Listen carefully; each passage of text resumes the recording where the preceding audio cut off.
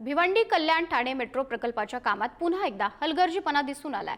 भिवंडीतील नारपोली परिसरात मेट्रोच्या पिलरमधील सळई ही रिक्षातून प्रवास करणाऱ्या प्रवाशाच्या डोक्यामध्ये घुसली आणि या अपघातात जखमी रुग्णाला खासगी रुग्णालयामध्ये दाखल करण्यात आले।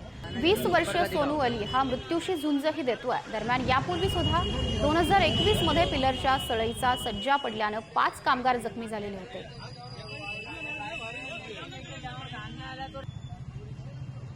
आता पेशंट जेव्हा आता पुढे बघू आता 48 तास ते 72 तास पेशंटचं कंडिशन आपण सांगू शकत नाही। 48 तास 72 तासानंतर आपण सांगतो सगळ्या गोष्टी पुढच्या। आता ऑपरेशन करावं लागेल की काय करावं लागेल त्यानंतर सगळ्या गोष्टी सिद्ध होईल। आता सध्या पेशंटची तब्येत खूप गंभीर आहे, सिरियस कंडिशन आहे, व्हेंटिलेटरवरती ठेवलेलं पेशंटला। काय नेमकी रॉड गेलेला डोक्यात? रॉड आतमध्ये मोठा 2 ते 3 फुटाचा रॉड होता। 3 फुटाचा रॉडमधून आपण त्याला अर्ध कट केला आहे।